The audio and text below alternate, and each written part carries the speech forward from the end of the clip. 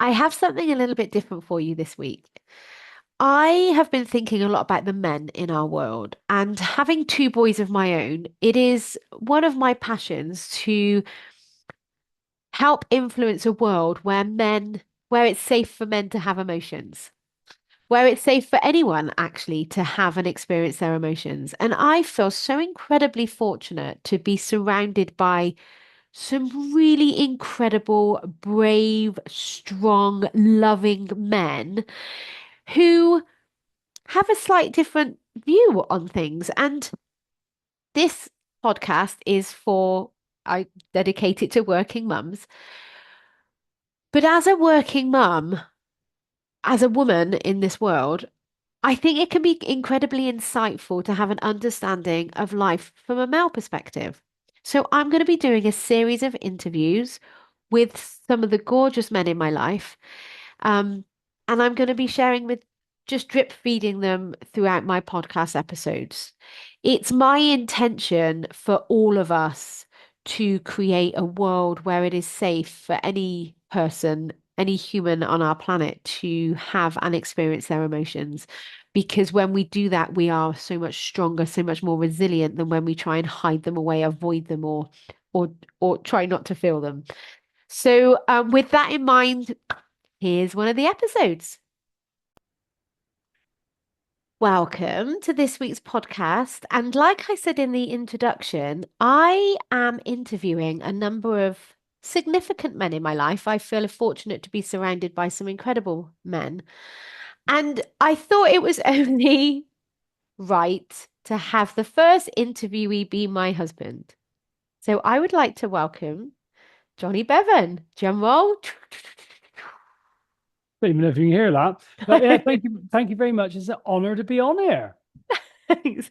So this is quite unusual. Like this is quite funny when we do things like this, isn't it, Jonny? Because I'm sat up in the office. Jonny's sat downstairs in the kitchen. We had tried recording this already, but we had to just send our children into the lounge because they were being too noisy. But we've got lots of things to talk about, and Jonny's going to be on this podcast a number of times, hopefully. But I really wanted to have a conversation, a discussion with you around men and men's emotions because I really feel like I've coached a lot of men, most of my clients are men actually. And I really feel like we live in a society where men have been conditioned that they should not have emotions, that emotions are a sign of weakness, that they have to somehow be the knight in shining armor. So growing up, we all heard about Rapunzel and Cinderella and Sleeping Beauty and how the prince came to rescue her. And so I just wondered, being as you are, you're quite important to me. And I think you're quite incredible. And especially Keep going. having Keep going. Keep going. especially having watched your journey from how you used to be before we started coaching, to how you are now with your emotions. And when I hear you talking with some of your friends about your emotions, I just think more women and more men need to hear men talking Mm. about emotions. So, because having two boys, I get quite passionate about them growing up in a world where anxiety isn't a sign to stop. Anxiety maybe is a sign to move forward with awareness, or nervousness isn't a reason to hold ourselves back. It's a sign to move forward, and it's okay to cry. It's okay to express love and talk about love. So, um, here we are. Here we are. Yeah, I think for me, I don't think we've been told not to feel emotions, but I think we've been told to feel certain ones. And so for me, it was always like anger. Like didn't not liked never liked feeling scared. Mm, Um, and if I was and it was always like it wasn't just but interesting, it wasn't feeling anger, it was reacting to anger. So almost like I was taught that if you feel that, go and get it out, do something, smash something up, do or do something to express that. But what I've learned is there's a massive difference between expressing it and feeling it. Like Okay. feeling it is just noticing how it feels in the body. Mm. And no one teaches you how to do that. What you see is the expression of it, as in they're really angry and you feel like you want to vent something. And I used to have like a real urge to break something.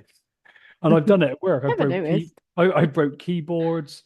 I think a couple of times, not a lot, because I would have a lot of shame about doing it actually. But I know what at least once I remember I smashed a cup or something, and you go, "Oh, it feels good." But I was sort of brought up to express that anger and get it out. But no one ever taught me how to feel fear, how to feel anxiety, or anything like that. And then I think there's a lot of discomfort around talking about it. I didn't like, even when I started coaching, and I suddenly realized how important feelings were. And I'd be like, crikey, yeah, this is like the keystone, the directive, that why I do everything or why I don't do everything. Mhm. But I noticed even when I first started talking about it, I'd be talking more about the thoughts and changing it rather than going, how are you feeling and sitting with that feeling. Mm. But it's really now the cornerstone of my coaching. I Mm. realize that if people aren't willing, if you've got certain feelings you want to feel, you don't necessarily have to go and feel them. But if there's something you want to do, something you want to achieve, when you actually look at it, you're probably going to experience emotions you maybe avoided before. And if you're not willing to feel them, you just keep going around in a cycle.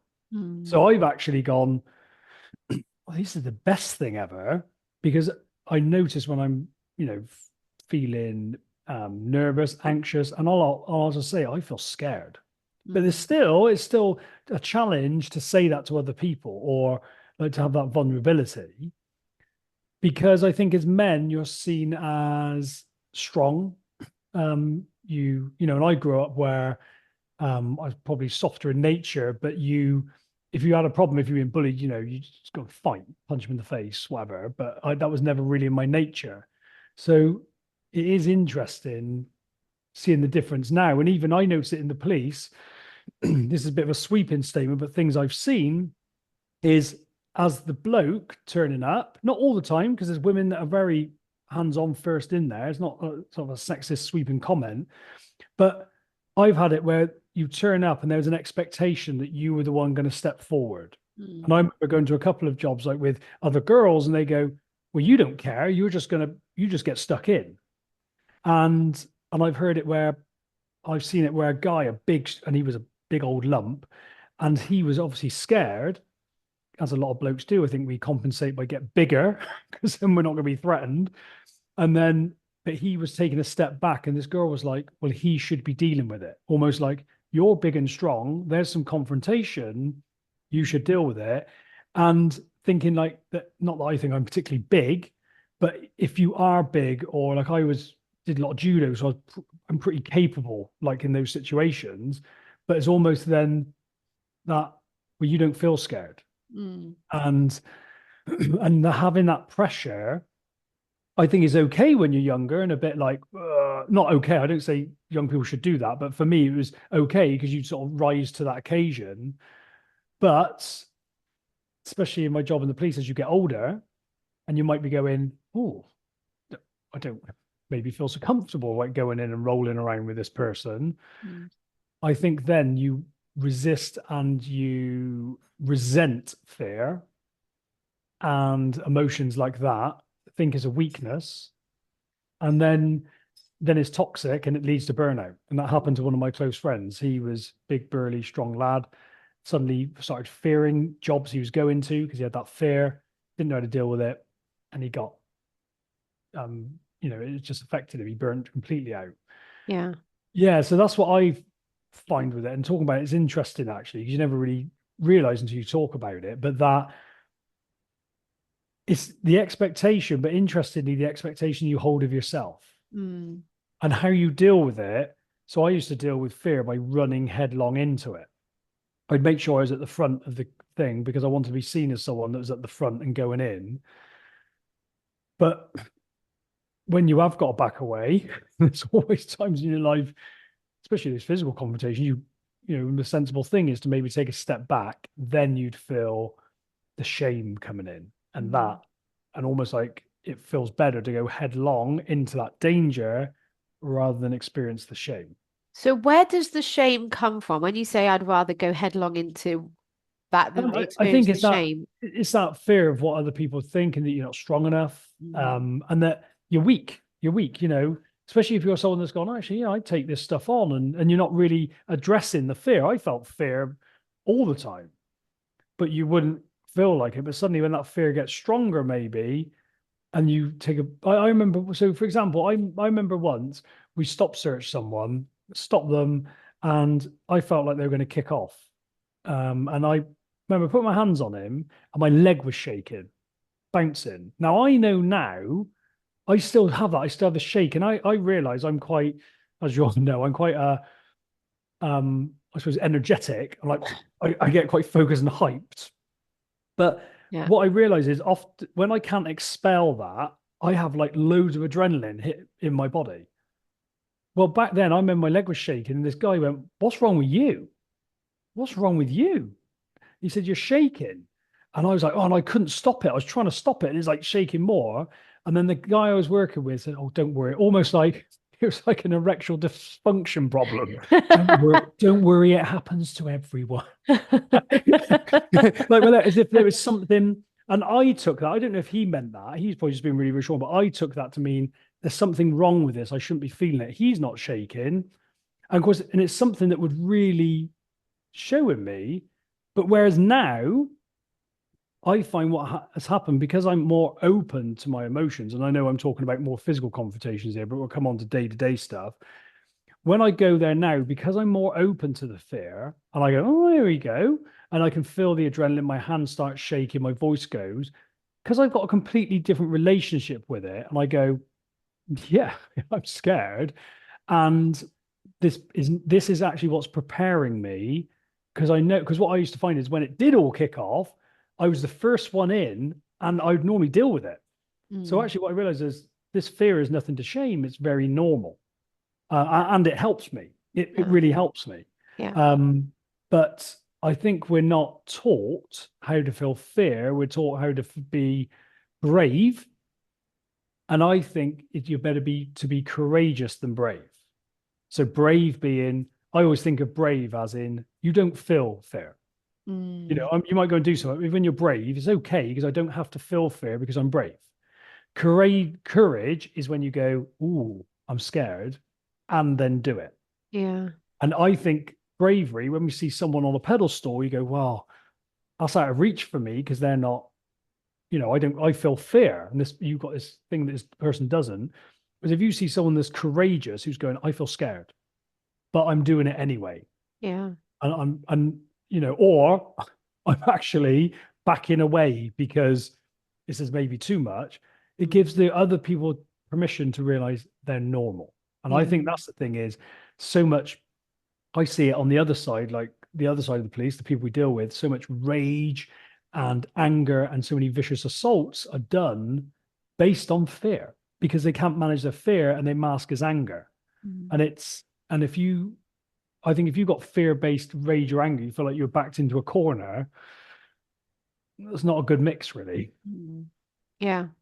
And you said earlier we're fortunate enough to have been taught now through our life coaching certification how to process our emotions. And I've Mm. covered this a couple of times already on the podcast, so we won't necessarily go into the detail of it today, but I can remember when I went through my coach certification first, and I can remember coming down to you, and I can't exactly remember the emotion that you were feeling, but I can remember very clearly we were both Mm. stood against the kitchen sink, so the worktop in the Mm. kitchen. And I can remember saying to you, well, where in your body do you feel it? And Mm. you were like, well, what are you talking about? I don't feel it in my Yeah. body. And then I was like, well, what color is it? What do you mean? What color is it? So what's the difference between then and now? I think I just know how. I've got a good relationship with it. So I think it's normal. So I don't fear the fear. I don't fear any of those emotions. There's ones I definitely move away from. But what I do now is if I'm doing stuff, say like with my coaching business, I noticed that actually speaking to people and telling them what I do was more scary than going out and fighting someone. Yeah. at work. It's crazy. But I use them now as an indicator. So instead of going, oh, I'm feeling that again, just going, right, okay, I'm just not ready to experience that yet. Mhm. I'm not at that stage where I can experience that. And now I can break down into small steps and to build up to practice feeling that. Because what I find is people want to get rid of fear, people want to get rid of whatever emotion they avoid, but you just get better at feeling it. And you don't have to do it in one big lump. You go, oh, I'm just going to experience it either with mental rehearsal or exposing yourself gently to similar situations. And then what I find is, A, you calm that part down and realize the situation isn't as dangerous as you think. And you build massive trust in yourself. And but you need self compassion, kindness, because there may be times you're going to back away, that Mm. you're going to reach this threshold, and everyone's limit is based on what they're willing to fill. So if you go up to something, you go, maybe it be a promotion for you, like building a business, whatever it is. Maybe you want to date more and you can't go up and instigate a conversation. It's all that ceiling is because of a feeling that you've not been used to feeling. And Mm. you're so actually when you go, oh, there's just practice feeling that, and then you notice when you back away and see how you can get better at it. As soon as you're willing to feel it, you get experience the other side, and there's normally a good feeling the other side. So I think for me now, I know there's something good the other side, and I Yeah. can use this in my life with, interestingly, like business where there's no real threat, and the police Mm. where I go out and there's a physical threat. But ironically, I think I deal with the fear better when there's a physical threat. Mm. And something I did, I think I would always ask, and I noticed because I was always taught big is strong. Yeah. Big is strong. Look at the size of him. Look. Always, and my dad would go, look, he's getting a big boy, and he look at the size of his hands. And I wasn't, I'm not naturally big. I'm probably more like my mum's side, who are more sort of slight build. But I would always be like, how big is he? That's Yeah. all, that's all I cared. If someone's like, we're going to a restaurant, how big is he? Yeah. And if anyone's talking about someone, even someone that I even admired, oh, what's he like? Is he a big guy? And it'd be like, it wasn't even in context. Mm. But that is something I had to know because I thought I could almost rate them where they were, where I rated myself against that. If they were big, oh, they're strong. Yeah. And I would always be like that. Like I remember stopping someone in a Discovery once, and he was a bloody monster. And I thought he could literally tear my head off. And whereas now I'd be a lot more because I'm accepting of that fear. Mm. I'd be like, I deal with it so differently. I would still actually I'd probably step forward more. Yeah. But because I was going, I feel scared. I don't want to feel scared. Oh my God. He would pick up on it and all that. And you think it's just a resistance to the fear. Mm. But I find as soon as I realized it's normal, that's the big thing, that relationship with it, it just um it's just not a problem. Mm. And I think no matter what you do, so when I first started coaching, I was putting posts out, and that was worse for me than being in Stokes Croft riots. I was just like putting a post out that I knew people I was going to work with were going to read. Actually, maybe had palpitations, like almost like, it wasn't a panic attack, but it was bloody close. It's like real panic coming up. And when I met those people, they would go, and what I found was for me, because I was go a bit headlong into it. I did it at a time when I knew they would judge me. So I knew rather than avoid it, I'd go, I want to experience this. It's horrible to feel it to start with, because I'd go, oh, I'm going to post it when I know I'm going to work with them. They then actually, I had the judgment I feared, but I went, oh, I can handle that. This is the embarrassment, is the humiliation, and that's it. But what I also found was when I spoke to those people who were a bit like, what's this crap you're talking about? Feeling your feelings. When I said to them about it, they went, oh, I don't really have feelings. And what I realized is whether you admit it or not, you have a broad range of feelings. You are, Yeah. if you stuff them down, Male you're or female, by the way. male or female, Yeah. male, female, and if you stuff them down, what you do is you then only experience probably one or two, which is like anger and rage, and which limits your options. and probably affects a lot of areas of your life. Yeah. Whereas when you open to them all, you go, you create more joy and happiness because you're willing to feel the sadness. Yeah. So, and or the disappointment. So for me, and I can feel it now, like come up when I think of certain jobs that I deal with, because that's what used to do me. I used to get really angry at the job with the police because I work on child protection, I deal with a job, and it would like really bother me.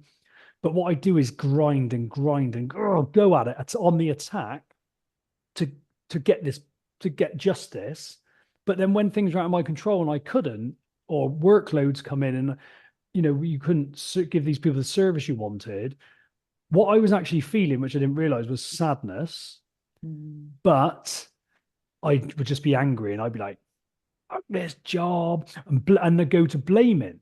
Yeah. Because as you know, what I've learned is as soon as we blame, it's because there's an emotion there we don't want to feel. So we go Yeah. to anger. But now, like I had a case recently, investigated it for 3 years, not because it was particularly taxing, just because of how the demands on police. Get a very dangerous offender ready to go to crime prosecution service and make a decision on whether he's going to go to court, which he would have. And the victim went, "It's too long. I'm not doing it anymore." So suddenly you get all these feelings of disappointment, shame, regret, guilt, mainly from thinking I've let this person down. Mm. But rather than going, oh, and I'd been off on one before, my default was I'm going to go to Wiltshire, go to another force, come home, rant to you. Now I can get that separation and go, right, I'm not actually angry. I am feeling angry, but actually I'm feeling angry because I think it should be different. Yeah. But I'm feeling angry because I don't want to feel this feeling. What is it? I feel really sad because I think I've let this person down. Yeah. Not true. I've let them down because when I look at it and reflect on it, I've had lots of demands and we've been prioritizing other things. And unfortunately, that's just the reality of it. But then instead of going, oh, that's not my fault, that's my thought creating that, I can just dispel that. Then I sit with it. Mm. And I sit and sometimes I cry and I go, and I used to have a lot of judgment over that. But when you realize that is how we express our feelings, Yeah. that is like some people may not. I know people that never cry, but for me, even if it's not sad, sometimes you go, oh, like I needed that. But whereas before you'd have a drink or eat it away or joke it away in my case, which humor is brilliant, I think, in these sorts of jobs, but also it can, like anything, be overused. But now I just sit there and go, oh, this is sadness. And it feels heavy and I describe it, but I'm not so visual like that color. I struggle more with that, but I just let it be. I notice how it feels, and then I let it process and go through. And then what I find is it's like now I'm back in the game. Yeah. Yeah. Because if you push it down, you stick it on the credit card, Mm. and you're gonna pay for it later. You're not avoiding it. Don't think you can stick sadness and all this vulnerability down and or just feel anger instead. At some point, it's going to come up, Yeah. and when it does, it'll go oof, Yeah. and often you'll go pop. Yeah. Whereas when people talk about draining the bucket, the stress bucket and drain it off, I don't even believe you got to drain it off because what you do is you stop it filling up. You Yeah. deal with it as you experience it. So you don't end up with this thing of, I got to go out and have a run because my head's so full. You go out Yeah. for a run because it's nice. Mm. And I think that processing and being with it and you accept life for what it is, reality of life. Yeah. If if I've got kids, I'm going to get angry. I'm going to get frustrated. I'm going to be sad, disappointed. I'm going to be nervous. If I'm in the police, I'm going to have to experience all that. And that is the game. Yeah. If I can't feel it, I'm going to just go to one. Yeah. And I think listening to you talk when you're in a very typical sort of like that kind of fighting male kind Mm. of thing, although you have worked with some amazing women that are brilliant at getting their hands stuck in and fighting. Oh, If you were I, going out to a job, you'd want them with I you. got, yeah, But better than the men after. yeah, but from a a societal perspective, we see the man as the fixer and the strong one and the one that's going to fight. Mm. Now, your job does include that. But if you're on a day-to-day, like maybe your job doesn't include that, or like I'm just thinking of more day-to-day kind of things where you've got angry and frustrated at yourself because you haven't put a shelf up right, or Yeah, you haven't known how to, I don't know. Because I can remember when we ever first bought our first house many years ago, you would get so angry and frustrated. I'm like, why do you think you yeah, should know to how to put a shelf up? And it was yeah, always like, I'm a man, this is what I should know. But it yeah, like, so bring it, just give us, have you got some like day-to-day examples for yeah, for those men or the women that are listening whose brothers, partners, yeah. friends. So I think as a man, first of all, you want to be the fixer. Yeah.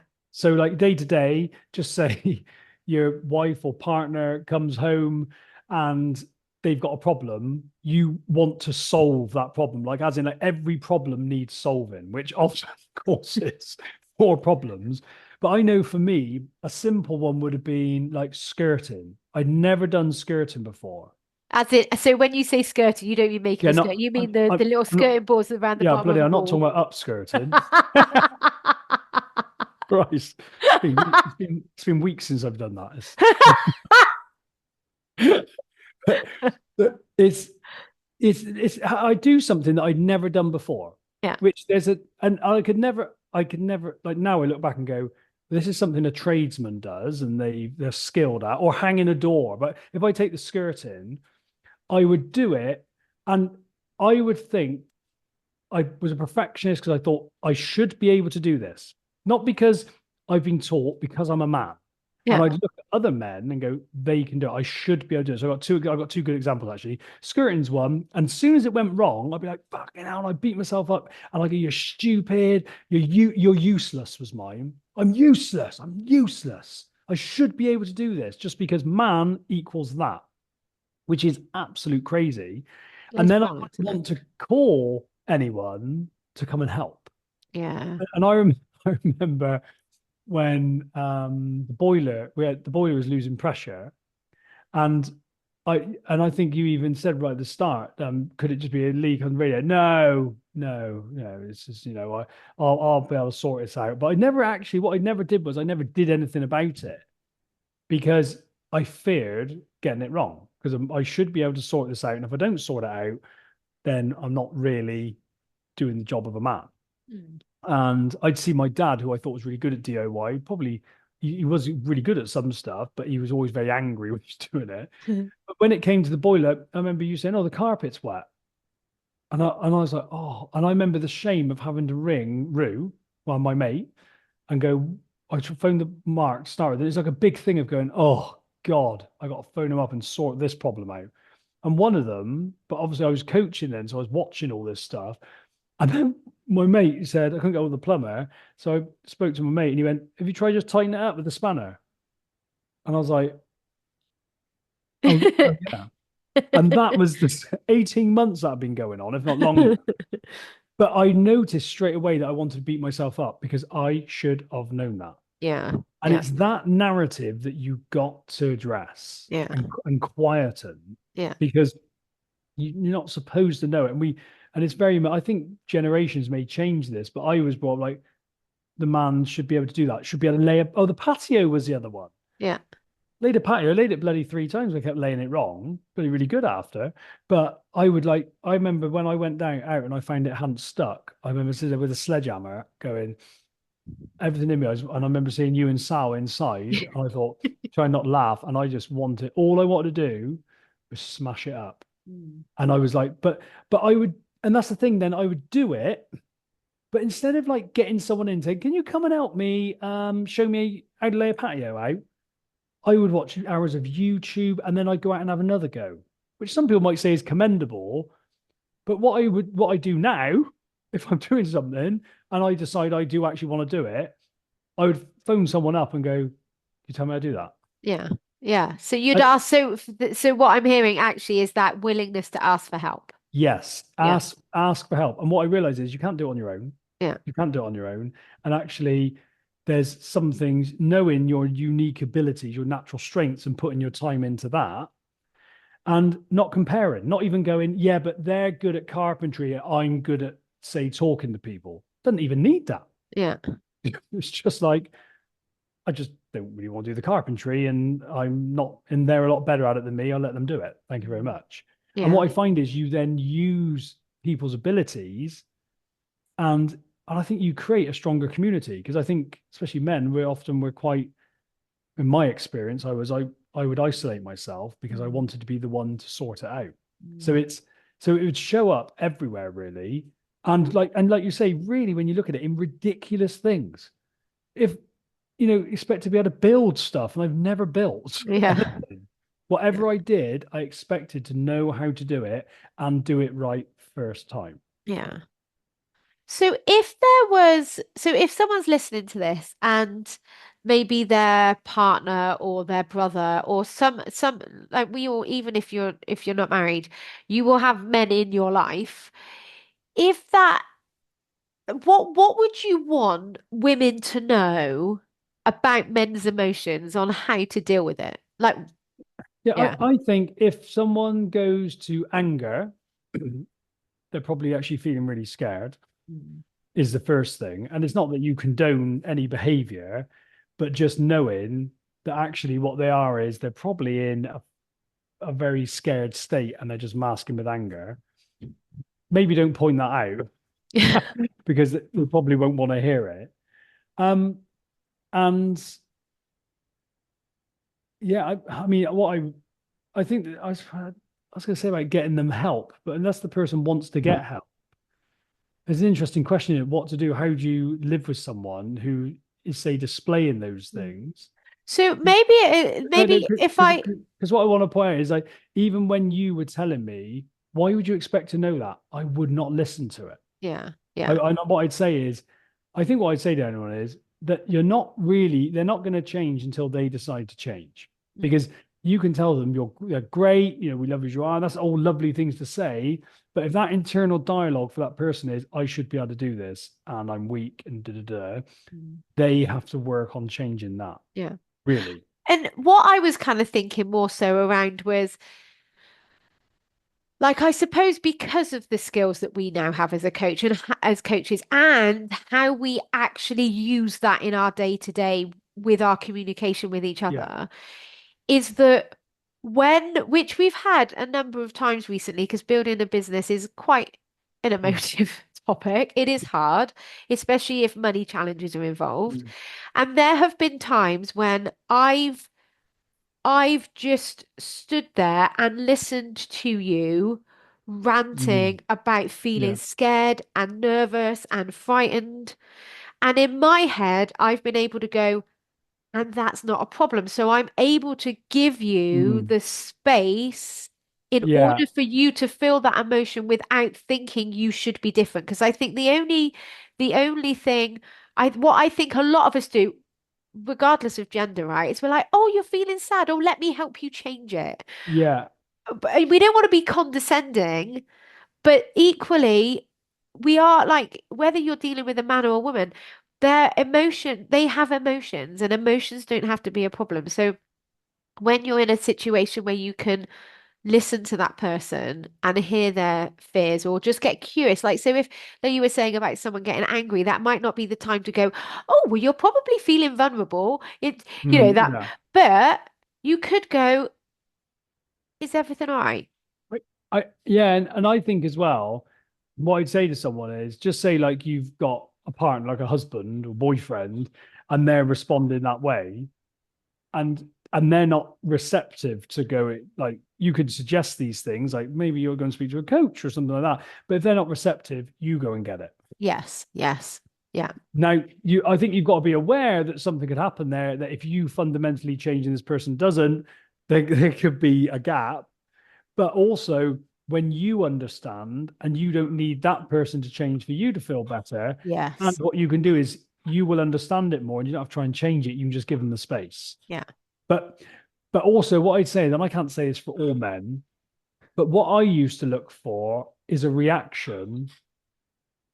And this is interesting actually. And I've only really come aware of it now, is I used to be when I used to be angry, what I used to be looking for actually is pity, but then I didn't want to receive it. No, you've never liked me. No, but interestingly, Yeah. what I do is I'd be angry and I want someone to say it's okay. But Yeah. then I'd reject that. And that's what I, when I was angry, that's what I really wanted. It's almost like a little Yeah. child. That's what I really wanted. It was like a hug. And I Yeah. go, it's okay, bloody hell, it's fine. But I was in such a state I couldn't almost accept it. So it's almost that knowing that maybe you can't do anything right in that moment. Yeah. Like I know because I remember saying to you, you'd be sat there, and if you'd say something, it would sort of I would use that and fuel it, and I'd argue, no, you don't understand it. So then you'd sit there quiet, and I'd be like, what? And you You got got anything to nothing to say? say. Yeah, Yeah. and it's Yeah. almost like for you in that state, there was nothing you could do right, but that's no reflection on you. Yeah. Yeah. That's the key thing. What they're going through is to do with them. Yes. And now I think it's very different, isn't it? It's Yeah. very it's massively different. But just knowing that actually maybe in that moment there's nothing you can do right. Yeah. And you don't but don't take it personal. Yeah. And yeah, and it's but I think it is a challenge for people if they've got a partner, a male partner, who they can see is struggling and that person doesn't want to go for help because your biggest problem, because obviously I coach on burnout, the biggest problem for burnout recovery is people don't want to ask for help. Yeah. And it's the biggest thing for men because they believe it's weak. Yeah. And And once, it pains me so much because the men that I've coached and they come and they talk to me and they're willing to be vulnerable in our time together and they talk about how much they love their kids and really it's just all about love. But because they've been conditioned that that's weak, they don't show it. So then they've got that internal dissonance and that lying that they're doing to yeah, themselves as well because they're like, oh, yeah. I keep it in. I don't Well, show it, I keep it and you in. sort of think that if you're loving and caring, that you're soft. Yeah. You're soft. And Which I is, hope now this generation is different. yeah, But it's almost like this, you've got to be hard, this hard exterior. And I remember like hearing people talk about people and they describe someone, oh, he's hard as nails. yeah, It was all to do with how big and strong you were. But you still got the same stuff you're dealing with. yeah. And yeah, and I think I forgot what I was going to say then because what is it you just said? Um, what was I saying? It's gone. I don't know. But what I was going to ask you, oh, you were saying about being soft and like Yeah, we were talking about love for our children. yeah. So when you're showing those feelings like love, and I know for ages it's really uncomfortable for me to talk. I would talk about loving my kids, Yeah, but just talking about as an emotion, I was like, oh, it makes me feel a bit squirmy. I don't know how sits with me. But when you realize, and I oh, I probably even feel a little bit now of just like discomfort, nothing like I used to. When I used to coach about love and I used to talk about love, I could feel the discomfort in me. But because it's almost like that, even that was a bit of a weakness, maybe. I don't know. But when you realize it's all normal. And yeah, actually, if you love someone and if you love yourself, all your options are open. yeah, When you're angry, you've got one. yeah, And yeah. it's not normally a good one. And I was coaching someone today, around his ex-wife who he had two boys with actually. And I approached the topic of unconditional love because he had a mm, lot of hate towards this woman and a lot of resentment. And I said, well, what would it be like to unconditionally love her? And he was like, he really didn't think he would be able to get there. And I was yeah. like, but who do you think that feeling is for? Like if you Mm, choose to unconditionally love someone, so unconditionally love is not romantic, sexy type of love. It's the choosing to love another human or another person. And that might sometimes mean saying no and having a consequence, but because love feels good. mm, And actually, when you choose love or unconditional love, it's for you. It is not for the yeah. other person. And when I said to him, this isn't for her, she's never going to feel your emotions. She will see your behavior Mm, from your emotions, mm, but she never sees your emotions. And I think that's really key is to really notice that actually when we're choosing emotions, we are choosing it for us because we're the only ones that feel it. yeah. Yeah. You did. Yeah. I forget. I always thought it was Gandhi that said it, but and something I heard the other day is like Dalai Lama was like, it's like drinking, having a grudge or anger or hate towards someone is literally drinking poison, hoping it kills the other person. Yeah. Yeah. It's literally going, oh, I hate it. But and it's really just because you don't want to experience something yourself. Yeah. But when you, but I think people think, well, if they love someone, even though that someone's action might be not quite what they want.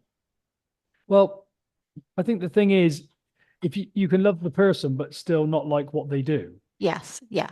And Yeah. I think when we reject that, and this is normal, when we reject it, is because we don't want to experience the hurt. Yeah. Say if you've, like for that person, if they've been hurt, actually when you don't want to feel hurt, so it all comes down to vulnerability, Yeah. what you do is, well, I'll go to anger, I'll hate them because Yeah. that feels like I think for me it's a control thing. People that I coach, when they go, well, I hate them, I feel real anger towards them.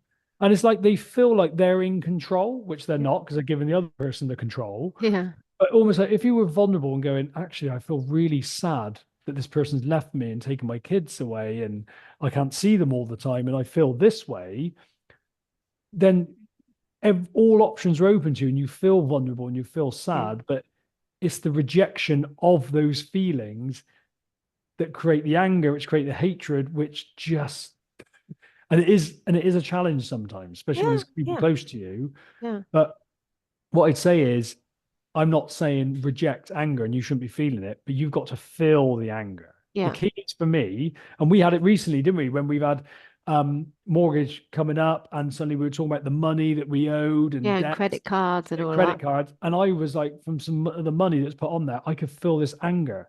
But what I did is I realized I hated feeling the anger, and it made me more angry. Yeah. Yeah. So we get angry about feeling angry. Yeah. So it's Yeah. not like you go angry. Oh, there's some scared emotion. This is how it works for me. I don't go, Yeah. oh, I'm angry. There's some scared emotion. I'll just sit here and feel that.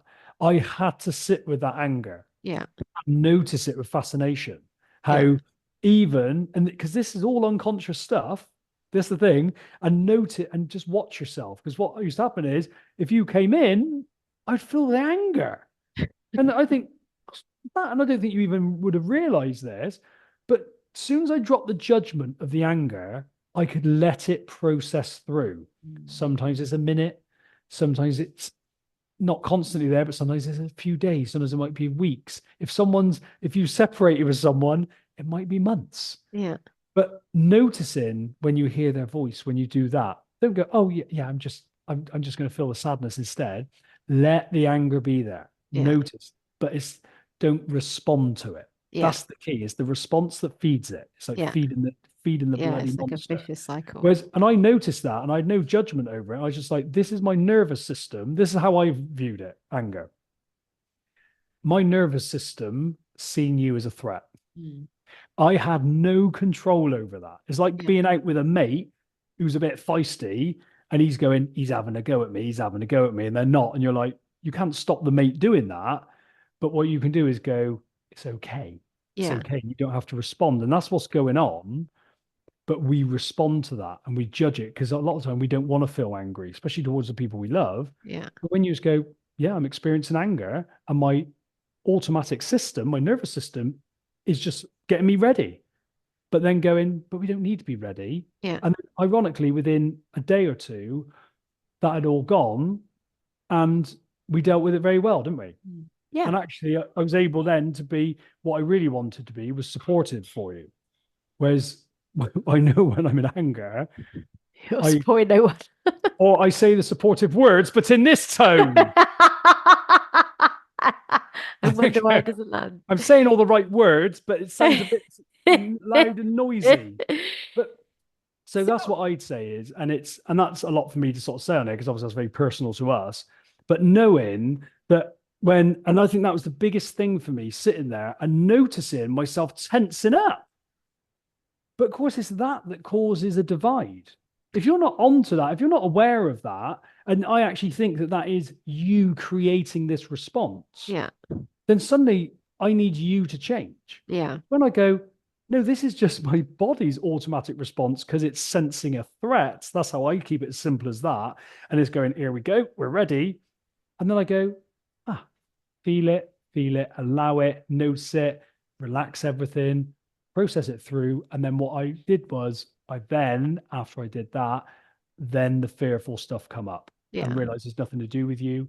It's my fear around money. Yeah. Oh, lovely. I can now just deal with that. Yeah. Yeah.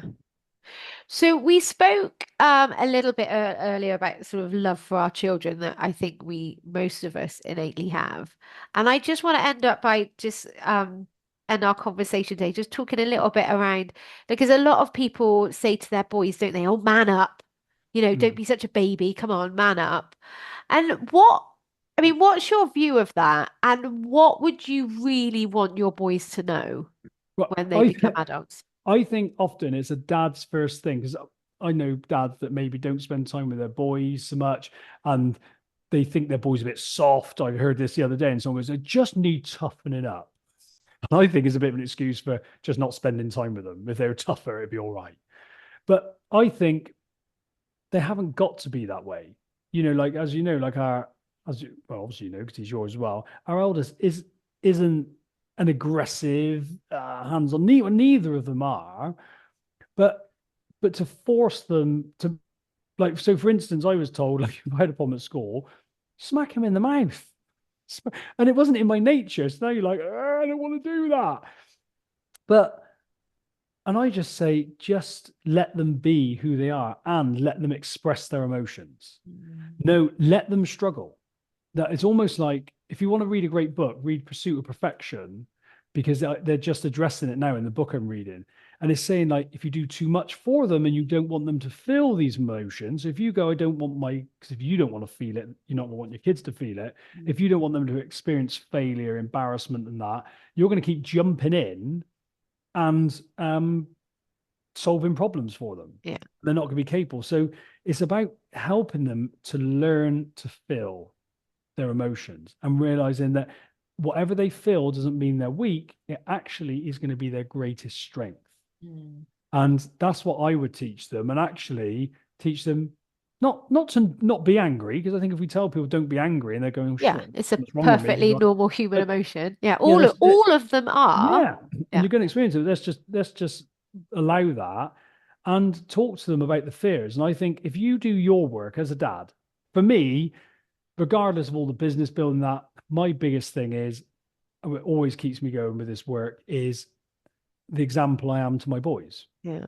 Because we're never the finished article, but if my boys can see me being vulnerable and actually going, oh, I'm actually scared, then that generation will grow up knowing that scared's okay, Yeah. anxious is okay. It's not something to hide from. Yeah. And Yeah. I would just have that compassion. Don't think they've got to toughen up. Don't think they've got to man up. Just let them be who they are and express themselves and understand that as they turn into teenage years, they ain't going to control that shit. No. Well, they don't do it. They don't. They can't at any point because their prefrontal cortex isn't Yeah. developed, is it? But I have actually covered that in another podcast as well. So Yeah. go and check that out if you want to. But I think what it really comes down to, isn't it, is let people have their emotions. If Mm. you're okay with your emotions, like if you feel anxious and you're okay with anxiety, then it's not going to be a problem for your children to feel anxious because you realize that's Yeah. normal. And you said this a number of times. It's normal. It is so normal to have the whole range of emotions, and we don't need to fear them. We Yeah. actually don't need to fear our emotions. They are completely normal. And it really does start with us. Our children Yes. aren't going to change unless we change first. So we have to be Yeah. comfortable. And this is my opinion. It starts with us. It starts with me as a mum. It starts with you as a dad. And even if you don't have like children, if you don't have children of your own, you will know children in your society. Mm. Doesn't their emotions don't have to be a problem. It's so much more Yeah. powerful to experience them and let them flow through you and be okay with them. That's such a stronger way to deal Yeah. with emotions and to push them down, avoid them, But or also, get angry about angry. you're not going to be able to deal this. And I really strongly believe this. So many people come and go, can you speak to my kid? Can Yeah, you speak why? Because they're anxious and it's causing a nightmare for the whole family. yeah, People. And I believe if you're not okay with your emotions, yeah, then actually you're not going to be able to create an environment where it's safe for your children to feel it. You're going to be giving them sweets when they're sad. You're not going to show them how to feel it. And that's no judgment of you, because why would you know? I only know it. I learned this at 40 years old, for God's sake. Yeah. It's we're not taught this, and we should be taught this. Yeah. But I think if you think you see your kid struggling, go and get coached yourself. Yeah. Because what you'll do is you'll suddenly be like, because kids don't do as they say, they do as they see. And suddenly, but when that's what I noticed with our boys is it's not like we preach this stuff to them all the time. They just see us, say, dealing with a problem, dealing Yeah. with an They see issue. us feeling nervous. They see us crying if we're experiencing grief. They Yeah. see us, you know, Yeah. And let them see that. The amount of people that go, I'm being strong for my kids. So say I I know we got to stop in a minute, but when someone was saying, I was speaking to someone about a bereavement and they were feeling really sad. It was like their dad or someone, but they went, I'm yeah. being strong for the kids. Yeah. What does that look like? We're not crying. Okay. Now the kids think, well, I crying's can't weak. cry because that's we yeah. Crying's weak. Dad didn't cry when Yeah. his dad died. Yeah. But you go, when they see you crying and they see, and when you just go, I feel useless. I'm Yeah. crying. And that's But okay. And that's okay. It's yeah, okay that I feel sad. Nothing's gone wrong. Yeah. but I say this, but even as a man, I know I would have to really consciously do that, because Yeah. I know when I feel like that, I still want to hide. Yeah. Yeah. And so this isn't just suddenly I sit there and I go, oh, come round. This is dad being sad. Let's all get on a live video and show everyone. Even that, I would want, it's very natural to want to hide away, Yeah. but actually showing them, all you got to do is show them it is okay to feel that. And also show them that it's actually quite challenging to feel Yeah. that. Yeah. Then they realize all that is normal. Yeah. That's the thing. And you just normalize it all. And then they can grow up healthy, balanced, being able to feel all their emotions.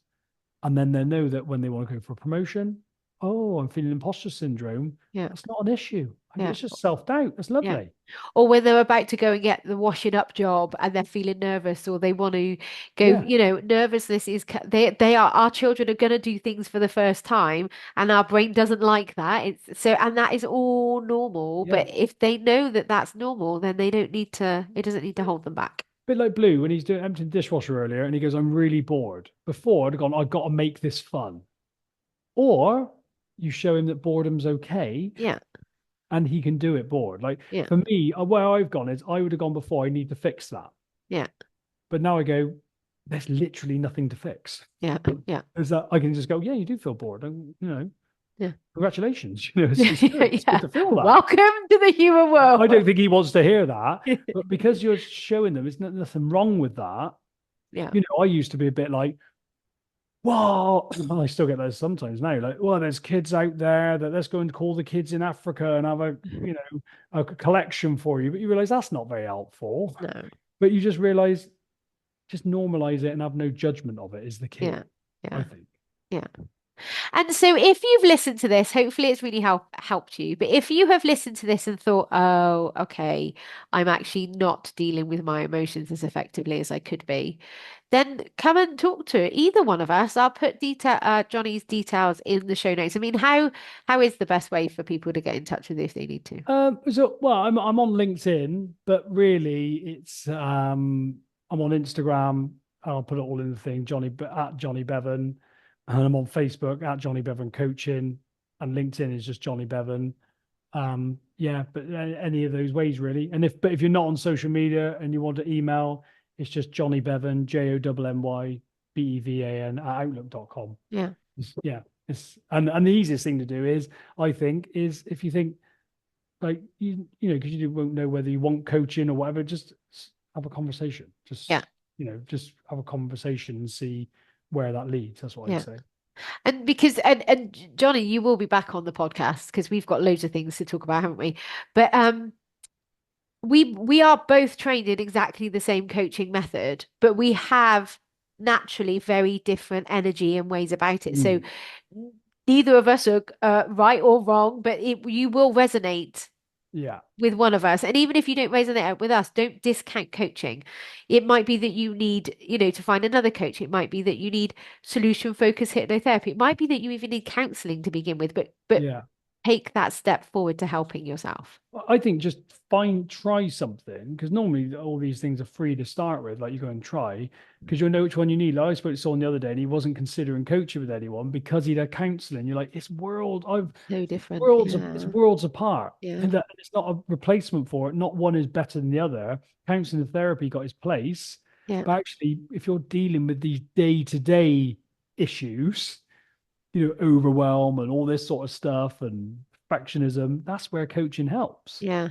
But Yeah. if you're struggling seeing your kids dealing with stuff and going through their exams, the amount of parents I see are in a worse state than their kids when they're going through the Yeah. exams, that's where coaching can help you. Yeah. You're trying to balance everything. Yeah. And I think what I will just finish off by saying that is, especially with the people that you love the most, it can be really fucking uncomfortable to show Mm. your vulnerabilities. Yeah. As a woman, as well as I know for you as a Mm. man. But what I will say is that when you are willing to be vulnerable, especially with the people you love the most, that gives them permission to be vulnerable because you Mm. both realize it's safe. And that's what creates such an amazing connection, I Yeah. think. Yeah. Whereas when you're trying to avoid it or get angry, that's what creates a disconnection. Yeah. And I think the fixer mentality, and ironically, I think since I've been coached and all that, and I don't feel like I need to solve everything, I think stuff seems to get sorted out easier. Yeah. And what I'd say about coaching, so someone knows what the experience, I got coached today. And when you get coached, I think well, even at the start, but especially when you get into it, it's really just a space for you to unlock the wisdom that's in you. That's Yeah. how I even now Yeah. describe coaching. I got coached today, and the coach did not tell me anything. They just prompted me with about three different questions, but I was off and I seen it, and it totally changed my entire day. Yeah. And even though that coach, in effect, didn't really seem to do a lot, they got me somewhere in 45 minutes where I've been trying to get for weeks. Yeah. And they didn't get me there. They just held the space so I could go process all this stuff, and I could suddenly see what was happening. And then I know how to do that anyway, but then the coach can guide you and show you the skills of how to change that. But they help you change it. You change it, not the coach. Yeah. That's the Yeah. thing. Yeah. And that's the beauty of it. Yeah. Yeah. So if you're ready for that, people, we're ready for you. Thank you so much for coming on, Jonny. What My should we talk pleasure. about next? What should our next topic be? I think it probably needs to be our coaching journey and the peas and the pubes in the bathtub Yes. and the freezer in our corner of our bedroom. Yeah, So right from cradle to grave. yeah. So if you want to hear about that story, look out for our next little interview with Jonny. Thank you so much. I My kind of pleasure. I kind of had to force you down to do this. I did. I was like, come on, we're doing it now. Love you so much. Thank you very much. Love you lots. Bye. See you in a minute downstairs. See you, mate. Bye. Click on.